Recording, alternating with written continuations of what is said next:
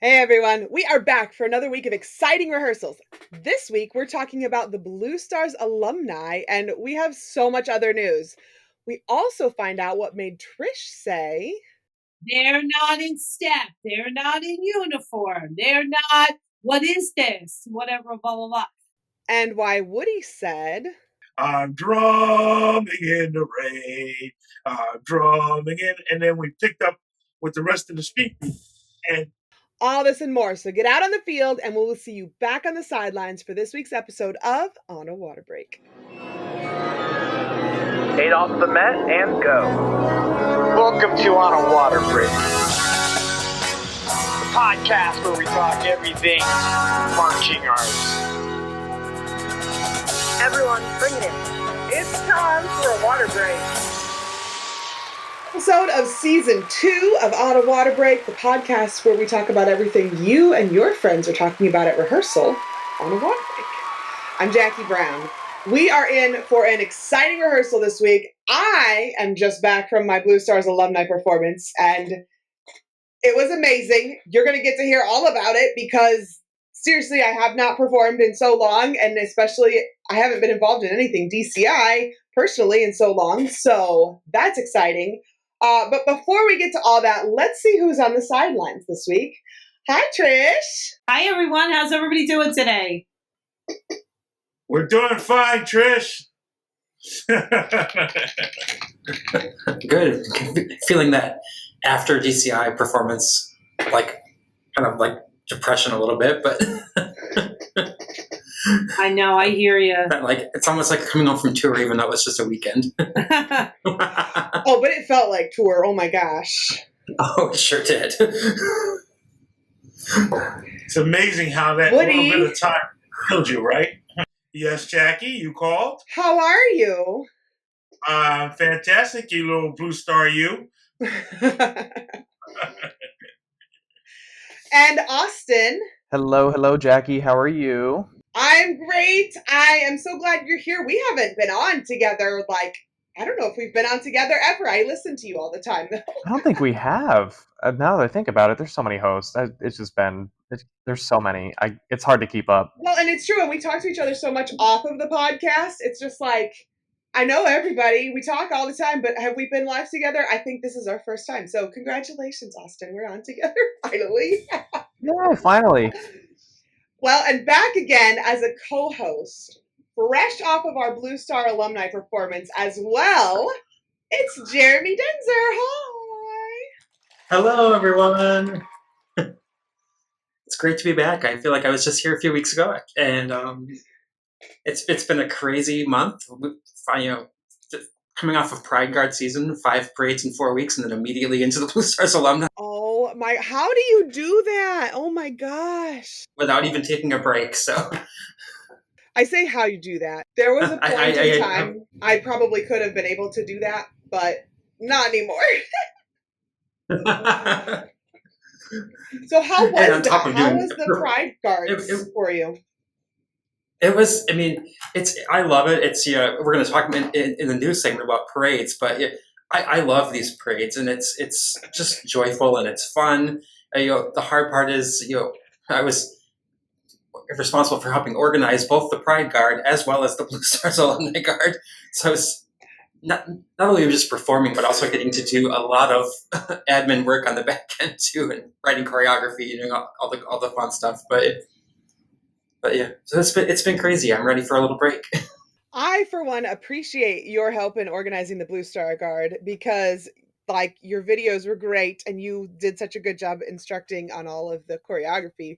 I learned it, like, weeks in advance of coming, so it was awesome. All right, so we're going to jump right into the news today because we have got some news stories that are going crazy.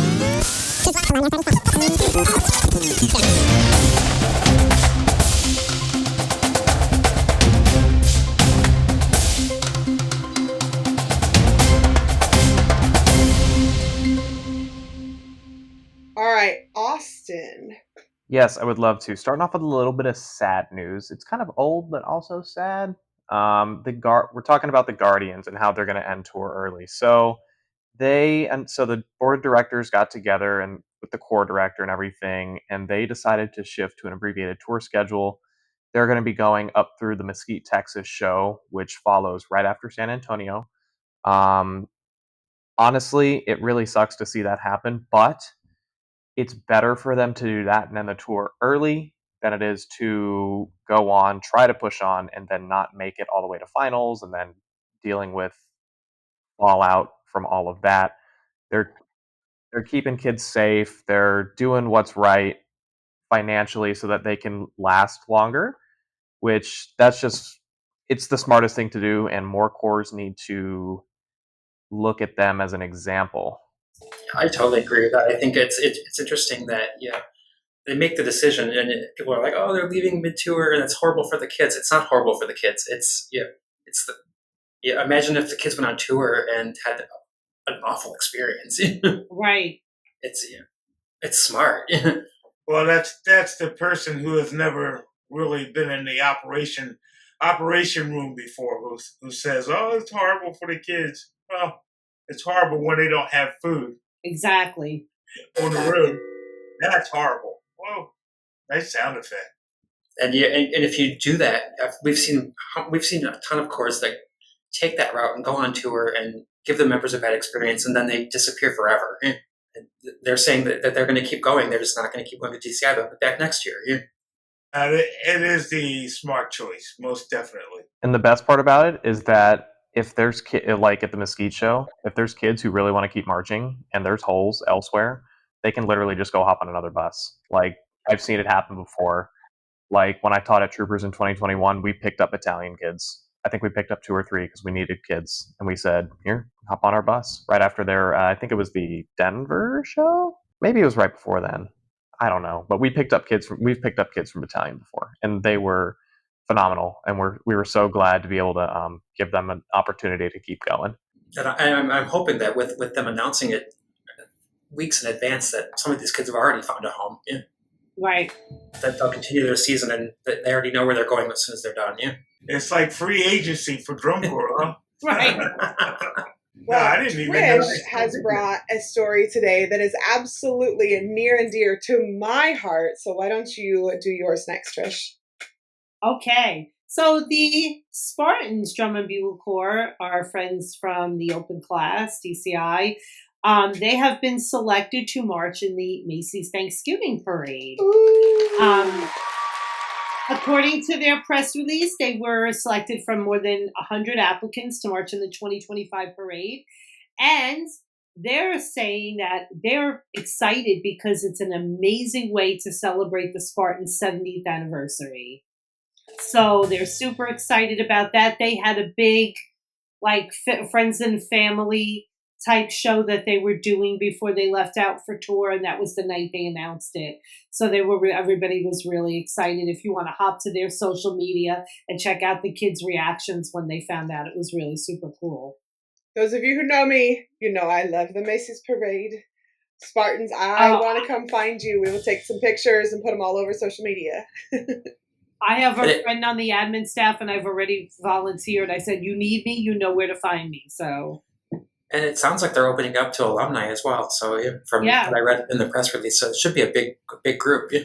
Well, there's one guy who was the drum major. He was slated to be the drum major for his age out year, which was 2020. And he's currently on their merch team. He's on tour with them right now with their merch team. So I could see him jumping in there, and a lot of other kids that didn't get to have that season jumping in there as well. So what a great experience for them as well. It's so awesome to see drum corps in the Macy's Parade on such a national stage. I think the last time we saw somebody was Scouts, if I'm not mistaken. Scouts alumni did it a long time ago. But especially opening it up to like an open class drum corps, just to get a little bit more visibility for open class. They deserve a lot more visibility than what they get right now in the activity. And Spartans are really on the rise right now. I mean, don't get me wrong, they've been around for like almost 70 years, but they're doing fantastic. They've rebounded from COVID very, very well, and the products they've been putting out the past couple of years is fantastic, and this is just another stepping stone to get more visibility for them. So, I mean, kudos to what Spartans is doing right now, honestly, all around from top to bottom. And bands are such a time-honored tradition in the Macy's parade. Like, to see a drum corps come in, like, you see all these marching bands and they're doing such a great job, and then you see a drum corps come in, and it's just, you know, it's kind of like we get to actually show the difference to all of the sort of lay people who are not marching band nuts like us, and they go, that's a little different. That's not a normal marching band. And then you can be like, oh yeah, it's a drum corps. Here's why it's different. Speaking of parades, Jeremy, you have brought a news story about parades. It's related, but yeah, so CNN just recently published a story saying that parades are not fun. I think that we on this podcast would all kind of be able to say that parades are fun. Oh, definitely. I read the article. I understand their points where it's hot. You have to wear a uniform. But I think that as people that I do a lot of parades now as an adult for the joy and for the fun, and we have a blast. So I would disagree that I would say parades are fun. Okay, it's Jeremy's turn to jump in since I'm the one that brought this up and I'm the one that went off about it initially. So my entire job outside of Guard Closet is producing parades. I do a lot of them. I've done 4th of July for many years, Thanksgiving, Pride, like Cherry Blossom, Miss America. Like, I've done a million parades. I haven't performed in that many, to be honest with you, but I have produced a lot of them. So I've seen how groups do and do not do parades well. We were having a little bit of discussion beforehand, before we got on, and Austin was mentioning, well, yeah, it does suck to be a performer in a parade, hot, blah, blah, blah. And immediately my response was, then you're doing it wrong. Because here's the thing, parades are your opportunity to expose yourself to a community. It's your opportunity to, if you're going to the right parades, have like an ever-changing audience that's cheering for you all along the way. Every small town, big town, whatever, loves when a band goes by in a parade. This is the problem, and this is the problem I will say, and to resolve it for Austin, I guess, is I actually think that the band directors are the ones that are doing it wrong, right? Like, they're doing parades wrong. They come in and they think like, well, we could just play the show music from the fall and that'll be a great parade too. No, wrong. They think, oh, we can wear the same outfits. The color guard can wear their unicorn outfits from the fall show for the Christmas parade. No, not a good idea, right? Make it fun. It's supposed to be community oriented. Play the most ridiculous song you can. Jump up and down in that parade. Have some sort of fun dance. Turn around, spin, jump, kick, whatever. The idea is to have fun at the parade. That is literally the idea of the parade, is to have fun, is to parade joy through from one place to another. If you don't want to parade joy, then I think you're somebody who is joyless. So I would just challenge anybody, especially band directors, especially performers and instructors that are like, parades suck. I hate parades. Literally, they're your best recruiting tool. They're your best fundraising tool. They're your best, literally you're walking by your future band members in your hometown parade. If you are feeling terrible about it, you're playing terrible, and you look terrible, no one wants to join that.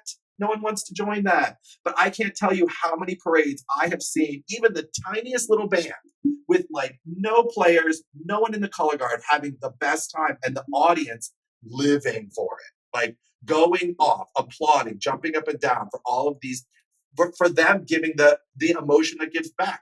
I mean, if Jack was on here right now, he'd be going off. I know. The entire California circuit is parades. That's how they compete, is parades. That stuff is fierce. They get into it. And there's points, and it is intense. So I can now step off my soapbox. I feel like I've ranted enough about parades for you all. Feel free to jump in with anybody else's opinions. If you don't think parades are fun, go to YouTube and type in South Shore Drill Team. Boom. Oh, Yeah. oh. That's a fun parade. Right.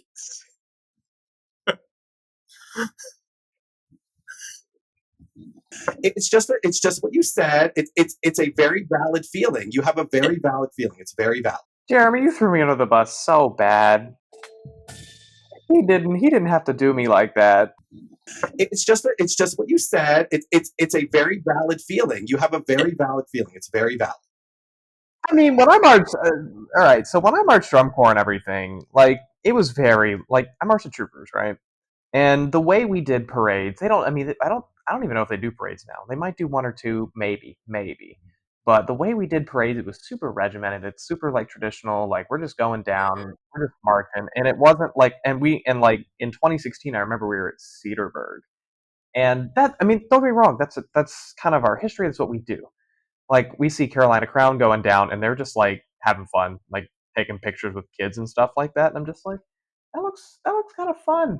And then we're just kind of marching down, playing America the Beautiful. However, I did really enjoy the community performance we did afterwards.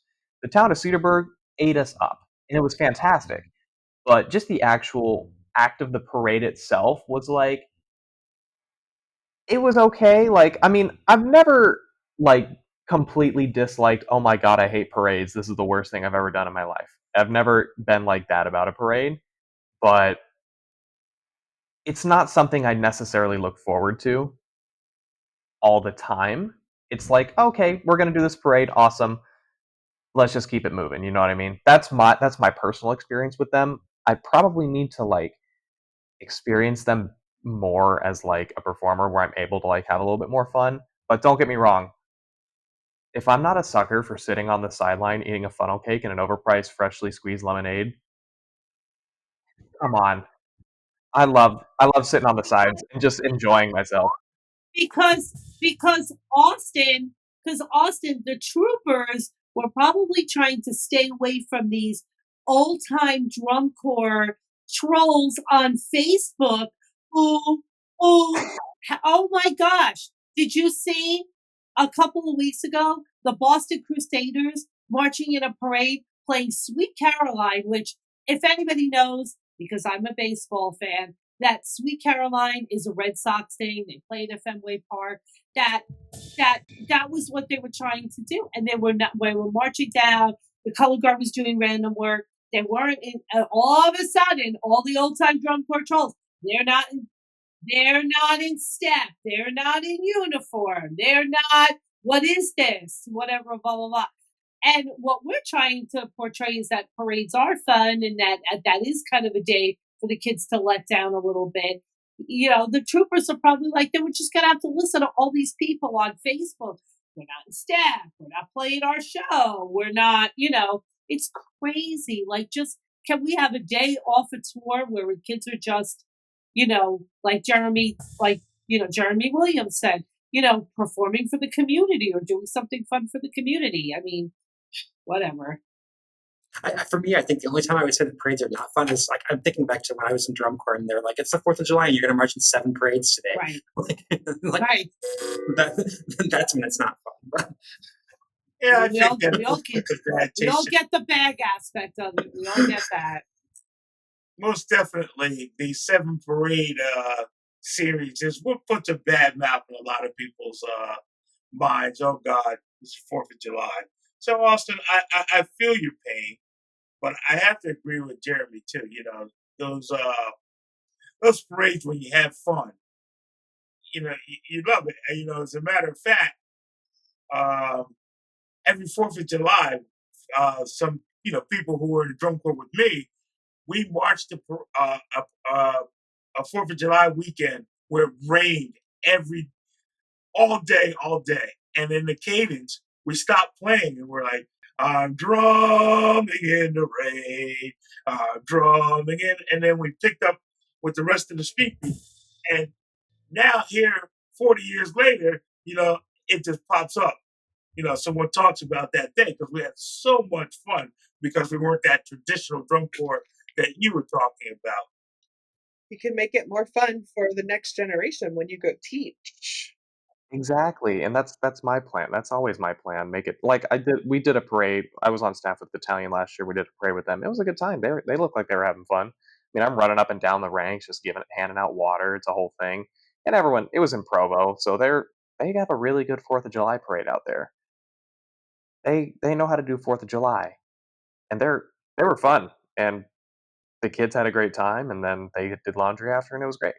So my experience as a staff member has been better in parades than it was as a performer. So Yeah, because if you want to stop and get something to eat, you can. I'll catch you guys later. I'll be back. Well, I have our final news article for today, and I'm so sorry. It's a sad one, but at the same time, I feel like we should kind of look at it as a celebration of life because Peggy Twigs has passed away at 72 years old. I feel like it was very symbolic that it happened on the day of our Blue Stars 60th anniversary alumni tour. It was just devastating to hear this news on the day, but it gave us an opportunity to sort of dedicate our performance to her.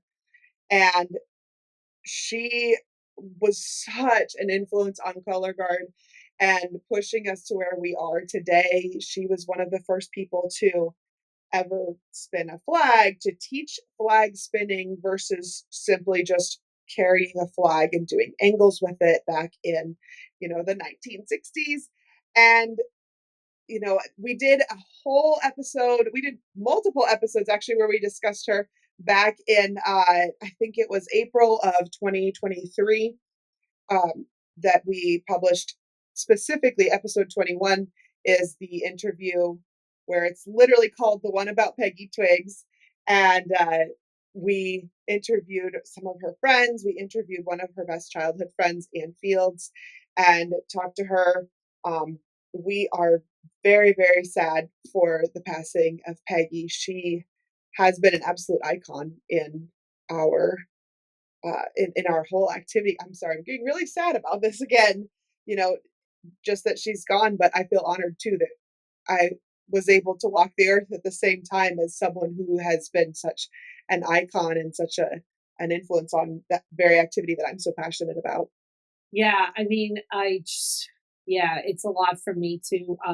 When I was in Royal Guardsmen in the 80s, we had the 2 years, 1984 and 1986, which were actually our 2 most successful years. We had Jerry Cordino as our show designer, and he's from Boston.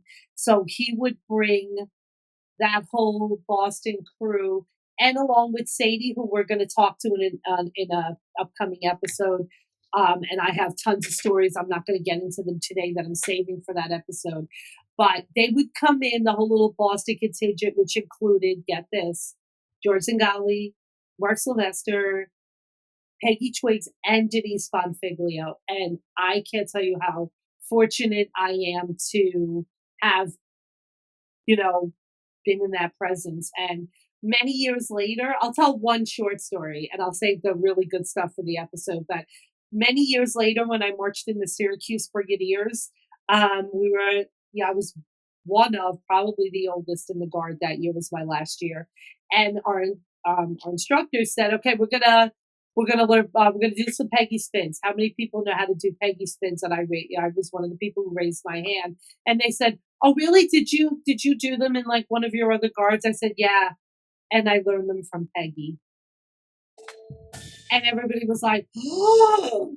So that's one of my many stories about Peggy Twigs. Anybody who follows me on Facebook saw that I made my profile picture her. I literally, the year she was inducted into the WGI Hall of Fame, ran across the airport. I documented the whole thing if you want to read it.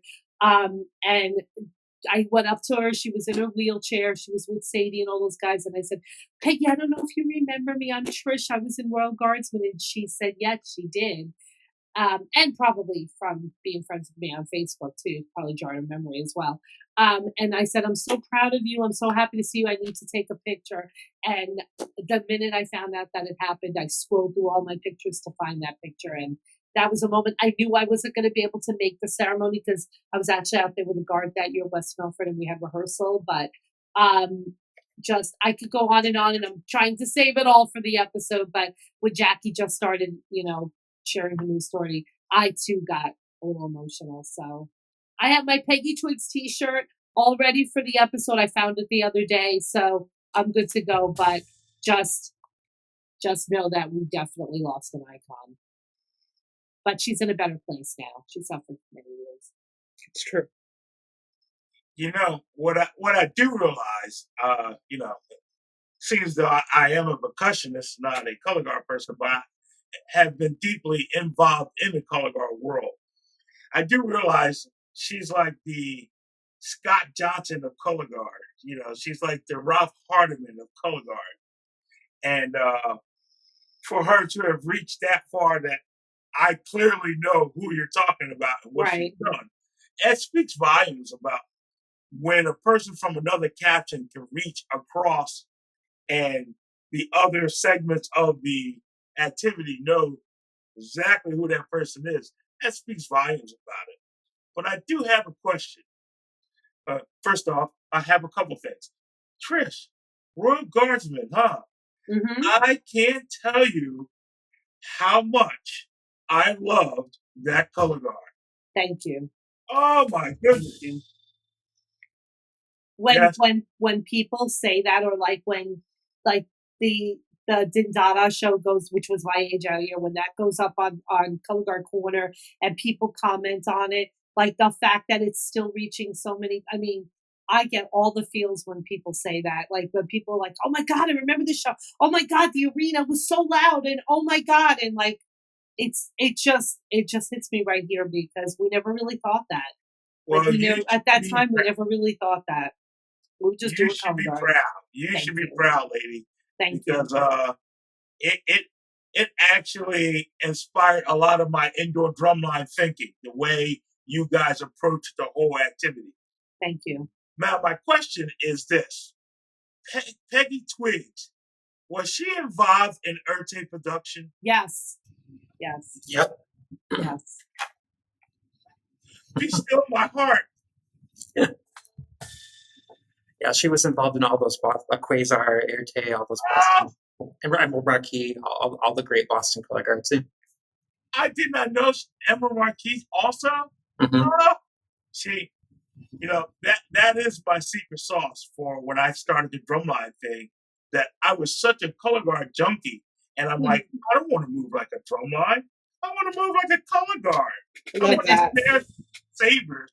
I want the bass drums to be the flags, and everyone laughed at me. Now look at drumline. I love it. I love it. Thank you for clearing that up. Well, Peggy Twigs is going to forever be remembered as a titan in our activity. So we are planning a much larger tribute show to her that will be out very soon. We're putting a lot more into it, though. We are going to be including some previous footage, like our interview that we did with Ann Fields.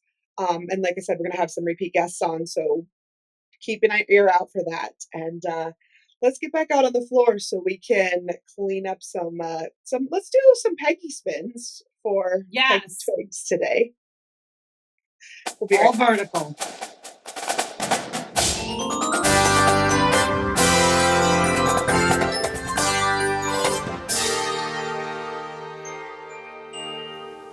Hey, this is Christine Ream. And Chris Green. Guard Closet was founded as a consignment business in 2000. Since then, it has grown to include winter guard, band, percussion, and other genres. We can help you with custom flag and costuming designs. Our consignment inventory has plenty of great looks for your color guard, drumline, and marching band. Pay it forward.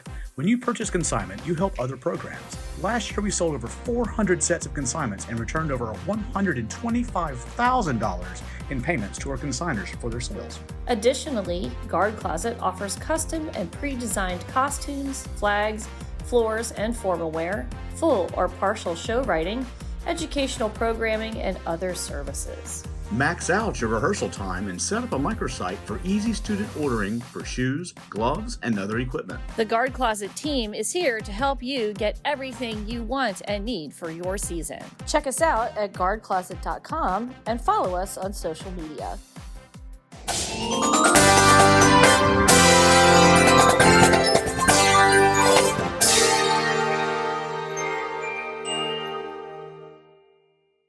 All right, back on the sideline, and definitely we have got to talk about this because this has been one of the most amazing experiences of my color guard career.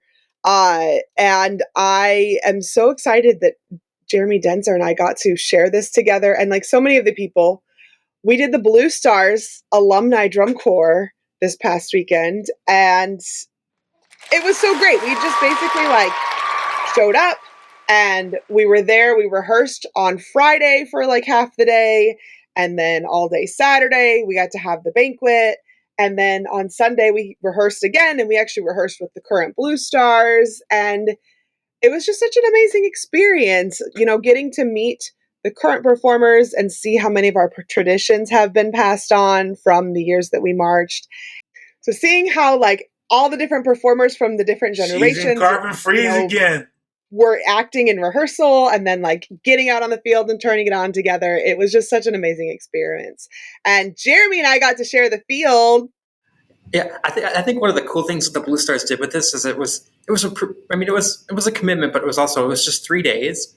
They gave us a full drum corps experience. Like we got to eat on the food truck. We got to like it was like we were really there for drum corps. It wasn't like we just showed up and like we ate with the corps. We practiced with the corps. We were part of the current corps. For me, the coolest part of the whole weekend, and this is kind of a really interesting story, is that my mom was a founding member of the Blue Stars. So she was in year one of Blue Stars, and she marched from 64 to 71, and then I marched in the Blue Stars in year 30. So just one summer, so she was in year one, I was in year 30, and we got to take the field together for the 60th. And that was, yeah. I saw that picture you posted. That was incredible. That's such a great memory. Mm-hmm. It was, for me, I've been in this activity for 40 plus years. And it was one of the highlights is really getting to be on the field and kind of complete that circle between me and my mom. Yeah. So it was just a really special weekend. Yeah. All around you. And I think it was cool too that we had, especially in the color guard, I know the horn line, probably the same situation, but we had people from every decade of the corps. We had 22 performers, but we had people from the 60s, 70s, 80s, 90s, 2000s, and we had people that aged out last summer. I think it made it so much easier too for those of us, like, you were talking about like you have so much on your plate and how do you handle all these things? But like being so far away, like physically in distance, makes a huge difference too. I had to come all the way up from Missouri. And then like for me, it's like I was juggling a toddler and having to, and being pregnant and all of that at once.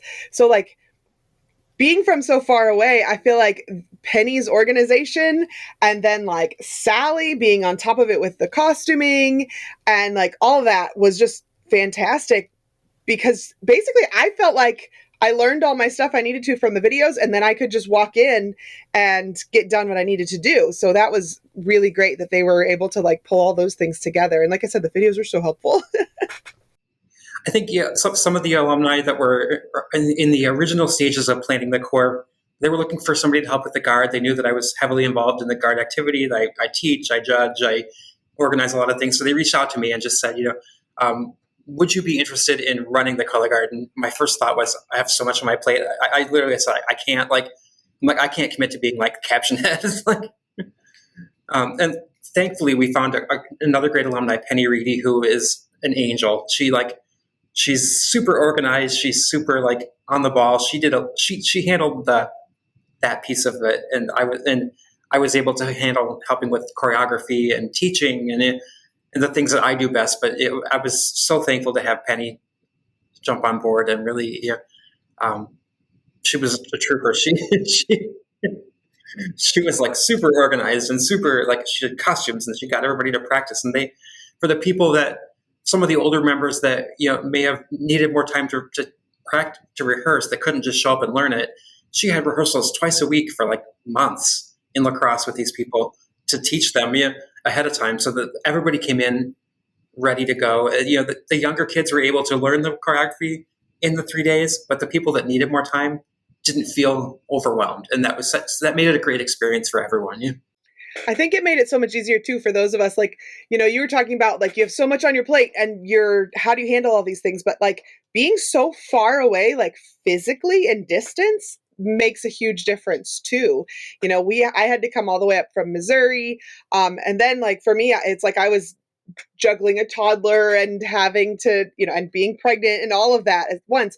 So like being from so far away, I feel like Penny's organization and then like Sally being on top of it with the costuming and like all of that was just fantastic, because basically I felt like I learned all my stuff I needed to from the videos, and then I could just walk in and get done what I needed to do. So that was really great that they were able to like pull all those things together. And like I said, the videos were so helpful. And Jackie, you were a trooper. You're 7 months pregnant and you're out there on the field. It was like with your son with you, who is adorable. I love that block so much.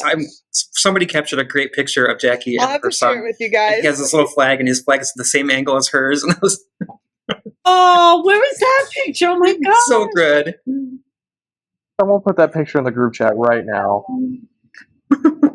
I think one of my favorite things was not only, watching you guys out there doing your thing. I watched it on Full Marching, but the way the whole program was designed, like you had your past, your present, and then when the current corps got out there, and then you were like, and then the announcer was like, and then we've only just begun, and then you played We Only Just Begun from the Carpenter Show, which I love that show. So that was like, oh, that's so clever, that's so great. That was really great. For me, one of the biggest moments was when I joined the staff. I was adamant, because a lot of people know the Blue Stars, they were a world-class corps in the 60s and 70s. And then in the 80s and 90s, they were a Division III corps, like 50-something kids.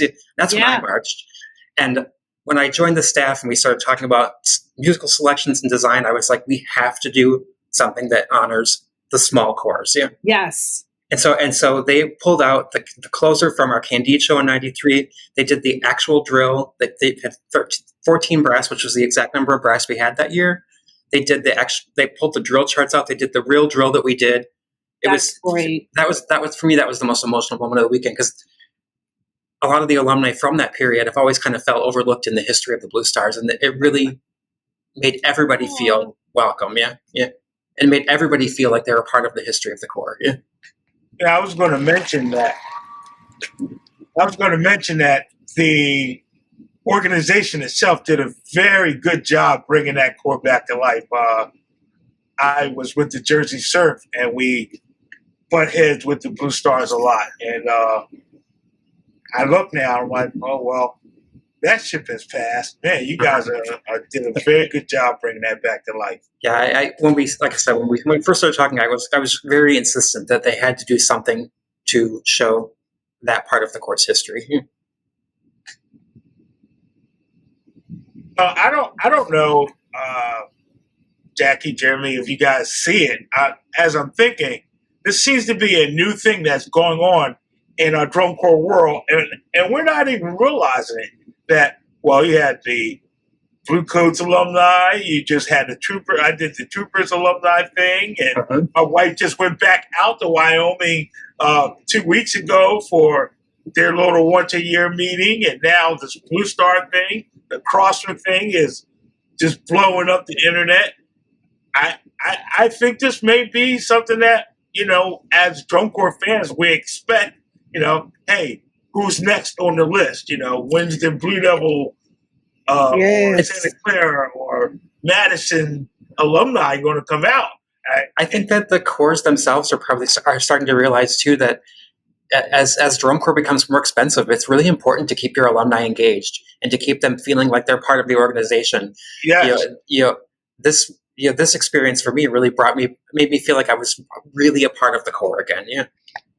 My wife, who kind of got away from drum corps, now that she got involved with this troopers thing, she's like a drum corps bum. I'm like, oh my God, lady. Hey, she went. Woody, who's your wife? Who's my wife? Yeah, what's her name? Leslie Woodward. Okay. Funny story. I'm the drill writer for the Troopers Legacy Corps. You know what? I did not even see you the whole weekend. And I wasn't there. Oh, okay. Yeah, I couldn't make it out that weekend. I was very sad that I couldn't make it, but I put all the charts together for the color guard and made the sunburst happen and everything, and I heard it went really good. So, well, then you know the energy that they have. I do. Was she there in the Lucas Oil last year? Yeah. Wow. I work with the drum corps. How did I not see you? I was running all the rehearsals. Well, if you think about how everything kind of went together, the drumline was in their planet, the pit was in their planet, the horn, and no one really saw each other until we got together for the Sound Sport Week contest. Like, oh, it's everybody. It just worked out. I was the one up in the press box barking at all you guys the entire time. And even if you think about staff-wise, we didn't really see each other until Sound Sport. And even at that, we didn't have time to say, hey, I'm Bill Woodward. Nice to meet you, Austin. It was like, hey, can you help get this in there? Yeah, all right. It's kind of hectic. But I think this is a new thing that we're seeing in DCI. I think it's like you said, it's great to have the alumni involved. Hey now. Because they feel welcome. And like Jackie was saying, how with the performers, how amazed she was, how much they enjoyed having the elderly people around. Who are you calling elderly? In their book, 2010 that's old school. I feel like that actually was probably the most important part of the whole weekend for me. I loved performing and I loved getting all the pictures back and the videos and getting to work with everybody. But I kind of feel like that touching base with the current performers was the absolute pinnacle of the whole weekend. There was a group of young color guard members who approached me at the banquet who were actually fans of Spintronics and fans of all the social media stuff that I do. They listen to the podcast. So hi guys. And they had no idea actually that they were continuing a legacy that I had been a part of. And it kind of really brought things to be more real and more full circle for those performers. And for me as well, I'm still a part of this, even though I'm not physically here. I put in the work to help make this organization go. And I feel like that's kind of what you were saying about, the 80s and 90s corps needing to feel integrated too, is that we were the ones who really put in the work when times were hard so that these kids could just fly. They can show up and they can have excellent meals and they have a medical staff and they have all these things that are just that we would have loved when we marched, but we didn't have. And it's just so good for them to sort of see where their careers could go from here. So I also got to meet my adopted son, quote unquote, that I took on through the Blue Stars Adopt a Member program this year. This is my first year participating in it. And actually getting to meet this kid face to face, where we've only corresponded over social media before, or I've just sent him care packages or what have you.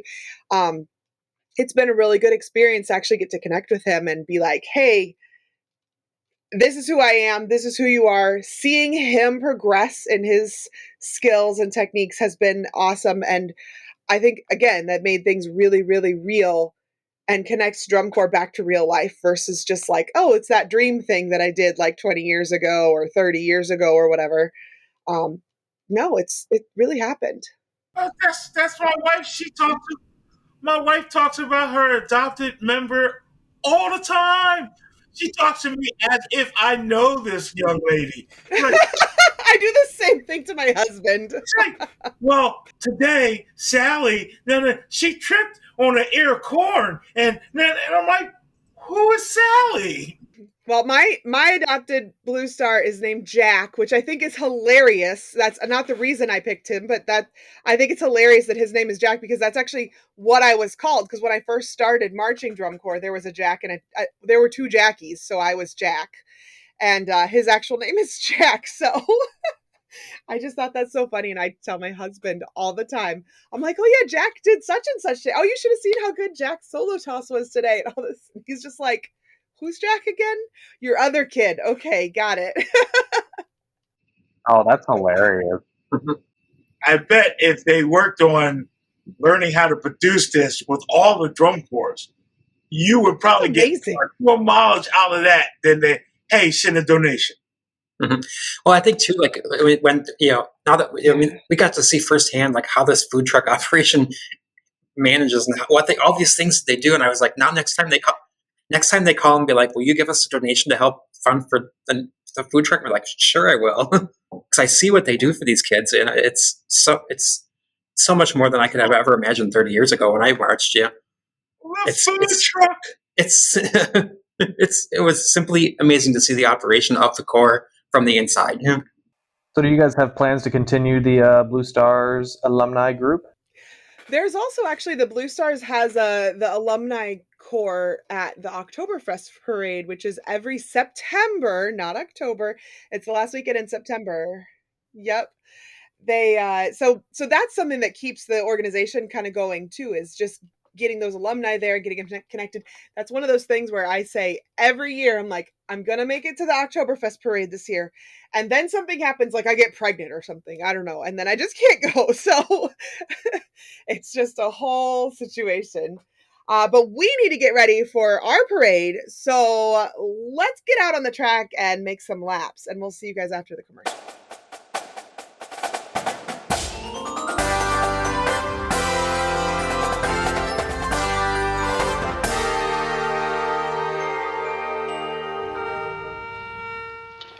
Hey everyone, it's Jeremy, and here are your announcements coming from the box. Don't miss all of our bonus content, including On a Water Break in Rhinestones with your host Lexi Duda, exploring the world of the twirlers. Don't miss Parades and Drum Majors at Step Off with your host Jack Goudreau, and get lost in translation with your host Cynthia Bernard, exploring all the words that confuse all of us in the marching arts all across the world. And go behind the lens with marching arts photographers all across the country with your host, Chris Marr. Plenty more bonus content from On a Water Break, so listen anywhere you get your podcasts. If you want to be on a Water Break as a guest, or you know somebody that would make a great guest for On a Water Break, email us at onawaterbreakpodcast@gmail.com or find us on social media. Okay, field staff, take it away. Let's reset.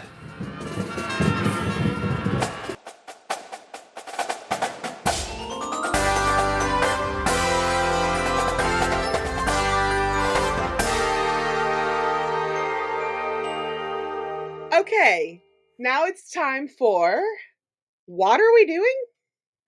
What are we doing?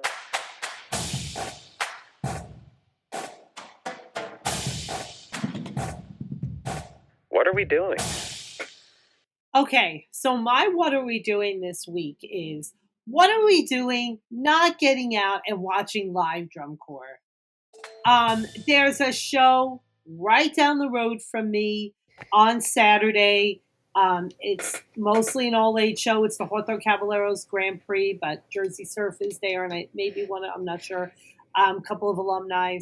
But yeah, I posted that I had an extra ticket, and people are like, "Nah, I'm gonna say I'm gonna watch the other shows on Flow Marching." Like, what are we doing not getting out and watching live drum corps? Come on. Side note, I did find somebody to take the ticket, but oh man, I was about to ask you for it. Oh, you were? No, I live in bummer. Florida. I can't. I mean, I would love to show up. Yeah. Next time. It'd be fun. Yeah, but come on. Come out and watch live drum corps. Come on. All age needs love. It's for sure. For sure. But I'll be there. I'll be having a good time. I might even do a couple of Gush Go and What Are We Doings while I'm there. We don't know. Who knows? Woody, what are we doing? I said, well, Captain Jack, I'm going to jump on the back of Trisha here. And I was reading articles about people complaining about the designs of the shows and things like that. And they're not, and that's why they're not going to the shows, because I don't want to see. It's not drum corps. You know, I've been hearing this pretty much all my life. You know, it's right up there with the parades and walking by the American Legion. Play something. You know, it's evolution. You know, things changed. Yes. Who would ever imagine in 1980 something that there would be an electric guitar on the field? But there is. Oh well. You know what? Let's see what they do with it. It may be entertaining. If it's not entertaining, guess what? You will not see that electric guitar the next year because it didn't work. That's how I'm feeling. Oh, I got a good Austin, one. what about you? What are we doing comparing caption scores across shows? Why are we doing that? We don't need to do that. Yes. Like, if there's a show in Ohio and there's a show in Utah, you don't need to overanalyze the scores. It literally, you can't compare. There's two different panels. People have different opinions. The only time you can actually, I mean, this is a hot take. It's not a hot take, but it's going to be a hot take. The only time you can really start to analyze scores is like that is San Antonio. It's the first time you can do it all season. Agreed. You can't do it.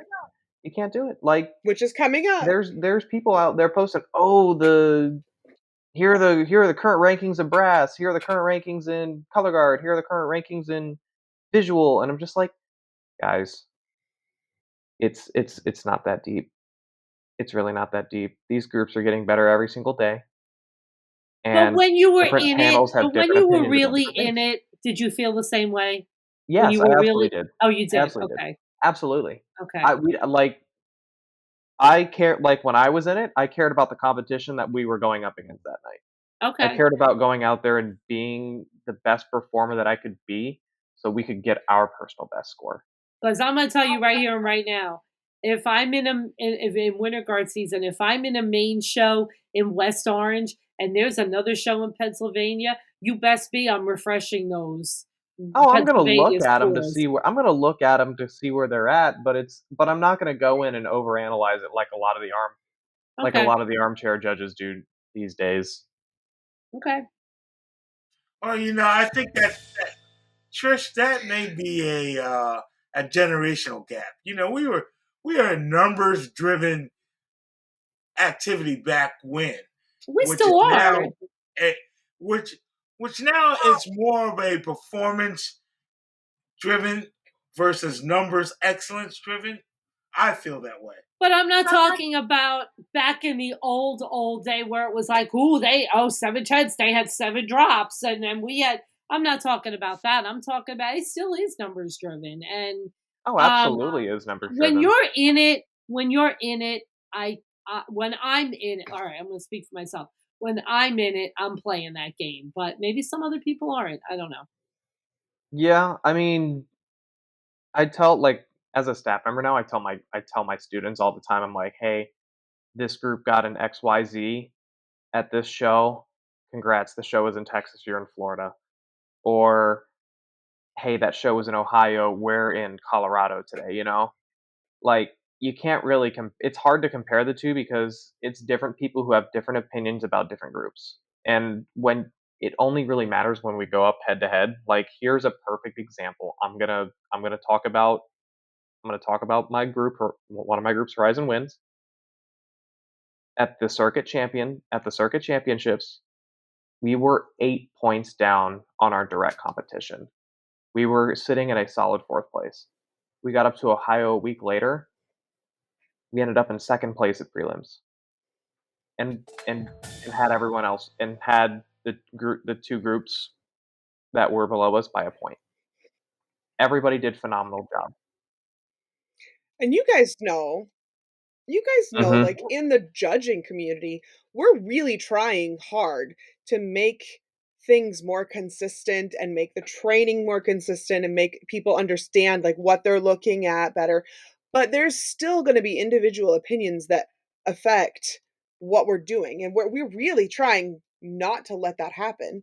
But like, it still does. We're still human.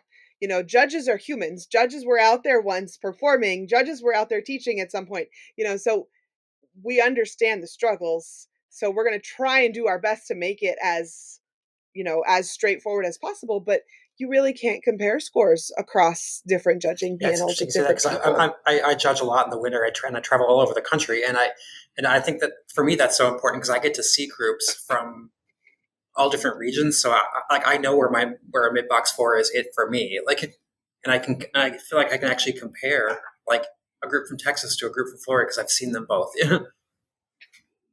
Yeah, you know, if you don't get out and see that variety, you know, your box 4 may be different than my box 4. Exactly. Or, you know, if you have a show where everything is bad, and then one group that comes on that's really a box 3, almost 4, now appears to be a box 4 going into box 5 because everything before it was.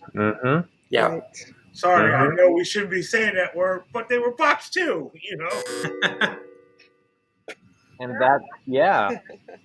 There are box 2 that absolutely ties back okay. into Trish's point. If you're not watching live drum corps, then you can't get an accurate read. Then you can't get a completely accurate read on the show. So right. We'll tie it all together. It's hard to compare scores if you're not watching live drum corps. Because Trish is wise. Trish is very wise. She marched a Royal Guardsman. Jeremy, what are we doing? What are we doing being overcritical of early season performances of drum corps? Like, trust the process. These people that teach these drum corps now are like professionals, and they have a plan and they have a process. Why are we, especially the armchair critics, why are we so critical of early season performances? Yeah, they know what they're doing. By the end of the season, they're going to be magical. Yeah, just watching the Blue Stars, it like, you know, we were there for 3 days. You know, they showed up on Saturday morning, and we kind of like watched the guard in their flag block, and it was like, ooh, that's a little dirty. Why does it look like that? I thought this was going to be Blue Stars and this was going to be spot on. That same phrase that they were working on Saturday morning, when they performed it Sunday night, I was like, oh, honey, this phrase is spot on. Okay, that's what they were doing. That's the process. And, you know, I think people forget that sometimes, that it takes time and effort to get everything to that point. You know, especially if it's somebody who just watches finals every year. They just download Flow like a month before finals, and then they just watch finals. And then, you know, if they show up for an early season show at the next season, they're like, I thought drum corps were better than this. No. They have to get there somehow. Takes time, takes effort. I mean, and you also kind of got to remember, they're just kids out there. They're just kids out there. They're not going to be perfect. You expect greatness from them because that's what they signed up to do, but like we're saying, there's a process. It takes time to get great. They rehearse a month before their first show. So put that out there. Well, we have a very special What Are We Doing this week from our very own Lex. So let's hear what they have to say. What's up, guys? It's Lex, and I think it's about time that we get into a conversation about, you guessed it, the rise of criticism in the drum corps world from alumni. Buckle up for this little chat, because we are going to explore why the alumni of the marching arts are getting their shako feathers all ruffled up in a tiff. Picture this. You just walked off the field from a show. You have no clue what state you're in, but you're out of breath, you're sweaty, and you're definitely hungry. You change out of your costume, you go to the food truck, and you grab some snacks. You get all settled up in your seat, ready for a long drive to God knows where, because you have already forgotten what day it is, and you decide to open up your phone. You click on social media, and you see that there's a video of your drum corps show that you just performed like an hour ago. What do you do next? You click on the comments, and what do you see? None other than the alumni of the drum corps world chiming in with everything from back in my day, we marched uphill both ways to these kids don't know anything about good old-fashioned drum corps. What is the deal? Why the sudden surge in alumni criticism and really just unhappiness with the advancement of the activity? First off, let's just be real. We can't ignore the fact that the activity is changing faster than a closer tempo drill. Shows today are an incredible blend of artistry, creativity, athleticism, and yes, talking about a comment I saw just about 30 minutes ago, acrobatics. And while most of us are loving the evolution of this incredible activity, some alumni are still shaking their heads and wondering what in the world is going on. I'm convinced that alumni see all of these advancements and changes and they think, well, we had to sweat it out in polyester and you get to actually dress in costumes. Where's the justice? While I wish I could say I don't understand where their criticism is coming from, as an alumni and educator in the activity, I think I have a pretty good idea. Drum roll, please. Beneath all of the criticism still lies a deep love for an activity that gave them pride in something. Alumni want to see the drum corps activity thrive. And their passion, even if sometimes hyperbolic, I think we can take the feedback as a testament to how much they do care.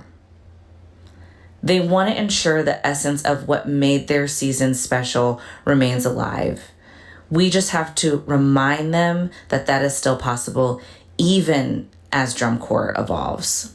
So here's to our alumni out there. We do hear you. We do see you.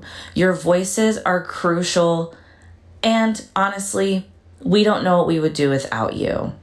To our current members, keep pushing boundaries, keep creating, keep innovating, and keep making this art and make it your own way.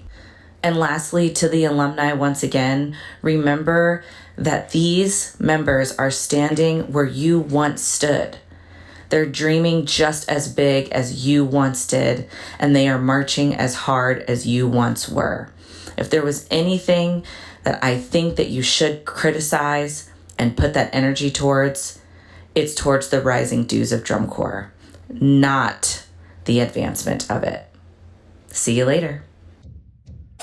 Great job, everyone. Set your equipment down. Gush and go. All right, enough complaining. Let's turn this positive. What do you want to gush and go about, Trish? Well, my independent team is having a spin clinic next Saturday up here in North Jersey in Emerson. Check out at NV Winterguard for details. And if you have any kids up in the area, in the North Jersey area, or even New York, come on by and check it out. That's my retirement dream, I think, is I just want to go around the country and go to everyone's spin clinics. I'm just going to figure it all out and travel around to everybody's spin clinics all summer and just the spin World with Guards everyone. up in this area, Fusion and AMP do great ones, but it's so challenging for us because, I have to bring in guest staff to do mine. Fusion and AMP, they have the kids do it. because they're all world-class performers, and they Yeah. teach, like, I know, for example, AMP's spin clinics, they teach the AMP flag feature, and the kids are all jazzed because they just learned AMP's flag feature. So, it's really super hard and challenging. So anybody in the North Jersey area, if you're listening, New Jersey, Pennsylvania, Connecticut, come on by next Saturday, July 20th. Details at NV Winter Guard. Woo! Woody, what do you want to gush and go on about? Well, I want to gush and go about preparing myself for this upcoming marching band season. It's probably one of the busiest seasons I've had since, the last 10 years. I'm judging every weekend, plus I'm teaching and I'm writing. So I guess you could say I'm getting myself ready because clinics start in, I guess, 2 weeks. Judging clinics and drum corps coming to the area, and I'm just getting myself ready for that. I'm very excited about this fall. Austin, I'm what do you want to piggybacking gush off and of go Woody. I'm about? excited for fall season. It's starting off here in about 10 days or so. Jumping on a plane out to Hawaii to make that happen. To go teach a band camp out there. I'm so excited. Ooh. I'm so excited. They do things a lot differently out there, and I'm very excited to kind of like come back and tell y'all how they do things out there. I'll get to check out a school, Leilahua High School, and then I'll probably pop into Mililani High School just to kind of check them out and see what they're up to as well. But then making, like, right after that week, going straight to Charlotte, doing another band camp, and then just writing and teaching, and then it's all nonstop till probably about Grand Nationals. So it's going to be busy, but very, very worth it. So I'm very excited to get fall season going. I've had a break. I'm ready to not have a break anymore. I'm so not there yet. I admire you. I'm so not there yet mentally. I've done a lot of like the behind the scenes stuff and stuff like that for my band, but obviously because, it has to get done, but I'm not there yet with, oh my God, it's almost band camp. I'm not there yet, but I will be. My brain is going, band camp is in a month. I'm going to be 8 months pregnant at that point. It's in a month for you? Yeah, we have like dead weeks at the end of July, and we start band camps at the first week of August. Yeah. But then we don't start school until the end of August. So it's a whole thing. It only just happened a few years ago, like right after COVID, they changed our whole school calendar around. So I don't even want to talk about it, but you got to be very pregnant whenever band camp happens. That parallels our area here on the East Coast. We're on that schedule. Band camps the first 3 weeks of August or so, or the last 3 weeks, and then the season starts in the second week of September. What's up, guys? It's Lex, back with your Gush and Go chat. And let's talk about all the incredible things that I have been seeing in the color guard activity just this past year. I can't. There have been so many clinics and master classes and workshops that have been popping up everywhere lately. And I love it because these are offering so many opportunities for performers and educators to learn from like the best of the best in this activity. And whether it's perfecting technique, learning new tricks, or understanding how to teach nuances of performance, all of these resources and opportunities are elevating the member skills, the educational skills, and just elevating the activity in general. And let's not forget, it's elevating the confidence of all of our performers across the board. I can't wait to see what's being offered in the fall. Okay, guys, Gush and Go's over. Get back out there. Jeremy, what do you want to gush about? I'd love to discuss and go about the people that organized the Blue Stars Alumni Corps. All the people that worked behind the scenes to make that weekend so special. Robbie Hofstetler, Fred Feeney, Penny Reedy, just to name a few people that were highly involved in the organization of the weekend. All the people that were on the staff and taught. And all the members. It was. I could just gush and go forever about what a special weekend it was for the Corps and for the alumni. I need to gush and go about the photographers and the social media crews at the CI. We've been getting all of our pictures back slowly. The ones that were done for the Alumni Corps were by @MLock Photography. And Michaela she did such a great job of making sure she covered all of the different sections. She really hit some of those moments that, moments where you're like, oh, this is such a great moment. And like, but is anybody going to remember it? But then you go through the pictures and it's like, somebody got a picture of it. And I feel like she was just on it. And I always admire, the photographers in the marching arts, because it's such a skill to be able to capture those, especially action shots.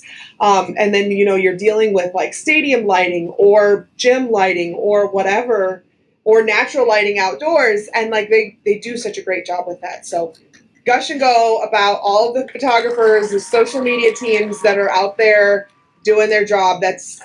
Y'all rock. Y'all are amazing. If you guys want to follow @MLockPhoto, she does a fantastic job. I tagged her in like all of my recent posts because I used all of her pictures. Hey, it's called gush and go, not gush and stay. Let's go.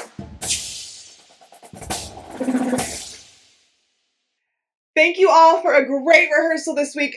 Thank you to our hosts, Trish, Woody, Austin, and thank you so much to our guest clinician, Jeremy, my new bestie. Where can we find you on social media if our listeners want to Facebook, Instagram, Jeremy Denzer, pretty easy.